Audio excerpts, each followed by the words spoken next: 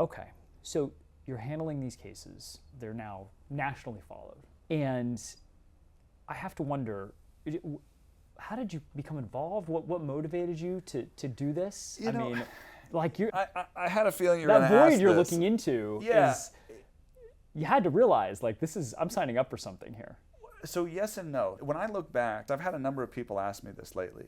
Like, how did you get into this? Like, how'd you land here? And it's like so many things we do in life and in law, right? You don't realize at the time, maybe, what it's starting, right? The seedling that you're planting. And I actually go back 10 years. It's 2015, and I'm back at my old firm, and I read an article, it shows up in some news feed or something that I have, about Google and the Google car, right? And this begged, obviously, a question. Who's responsible for the Google car running the stop sign or whatever it was? And it intrigued me. And how is that gonna evolve in, the practice and in car wrecks and in all of these things? And so then I remember, as I started kind of studying more about it, California needed to develop some regulations as more of these companies in the Bay Area and Silicon Valley wanted to test these vehicles. And so the DMV was starting to develop regulations, but they needed someone to help to write them. And so I knew some of the Sacramento leader types, and they asked me to kind of get involved. I had a basic working knowledge, right? And then I started doing talks to some of the legislators. And before you know it, you are starting to be seen as kind of a thought leader in this area. And then combine that with the fact that historically, I tried hard cases. People then saw me as someone who was a subject matter expert in this area and was not afraid to take a swing against on a really hard set of facts. And that, for the first time several years ago, led to my first call on a Tesla case.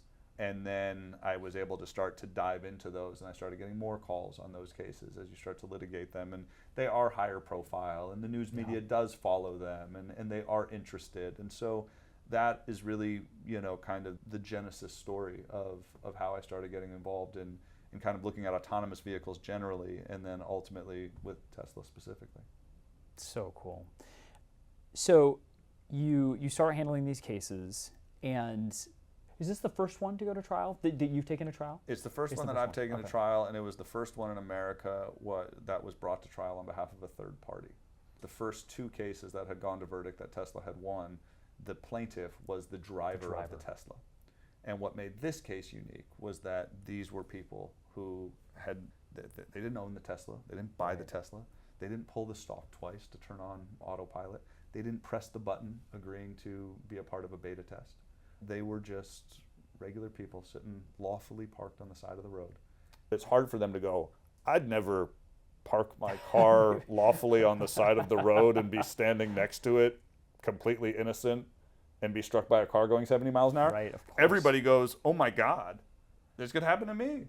I don't say that. I mean, it'd be a mistrial if I did. Right. I don't have to say it because everybody knows. Yeah. It could be you. And that was I think a huge difference. And I have another one of these, as we call them, third-party cases, set to start in 33 days in Oakland. All right, so let's get into it a little bit. Sure. You wound up deposing Andrej Karpathy, which I think everyone would agree is one of the leading lights in artificial intelligence, still to this day. I think is looked at as maybe one of the most important folks in Silicon Valley who brought sort of the LLMs to light, but also has been involved in machine learning for a very long time. This is an important guy. I'm surprised the judge even lets you depose him. How does that come about? So he was the director of AI at Tesla for about 5 or 6 years. He left in, I think, 2022 or 2023. I deposed him last year in 24 in the case that's set to go in Oakland in a little over a month. And so the judge didn't have a say. Okay. Andrej lawyered up once I finally got a subpoena. I am sure.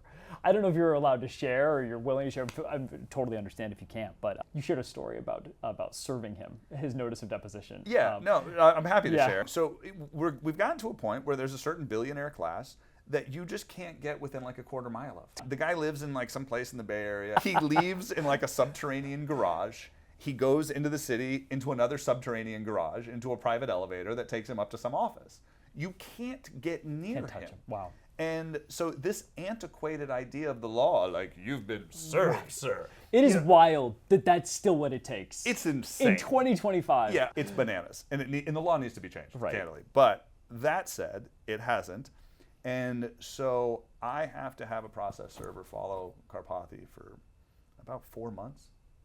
I'm pretty sure I spent close to 10 grand trying to get him served because we had to follow him.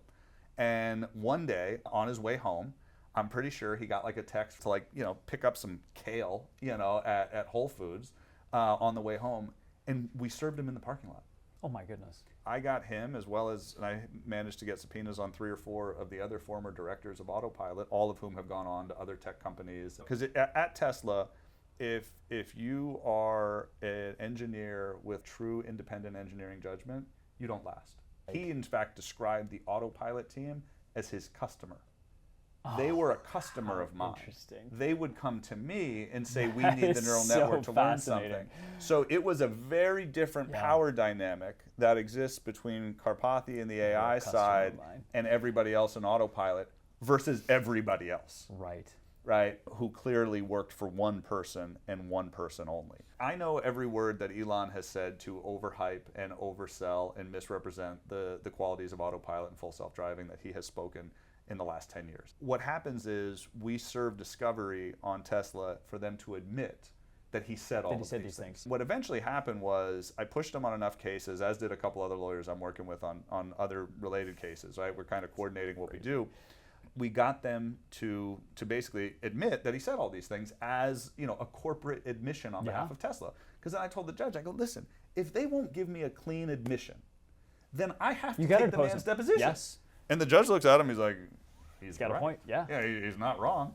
And then usually within 3 days, I get very clean admissions. In each one of those, I present to them an exhibit that I like to call Elon's greatest hits, which are all of his lies, right? All of the misrepresentations. And then I bring them to them and I say, when he said this, right, autonomy is a solved problem.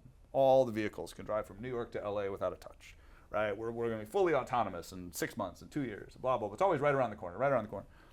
I said, did that statement comport with engineering reality of production vehicles at Tesla at that time? And to a person, they all go, absolutely not. My sense right now is that they're going to have to get punched in the face a second time before they figure it out.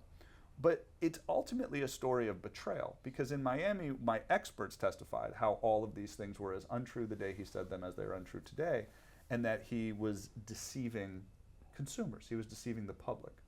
What I get to tell in Oakland is he not only deceived the public, but he actually deceived his own engineers. He betrayed them. He said things publicly that he knew was not true. And that is a story of betrayal, not just of the people who are buying the cars, but of the very people who are building and designing those cars. And I will tell you, I've been trying cases long enough to know that the singular most powerful human emotion to empower a jury to award giant sums of money is a story of betrayal. And that's what we have.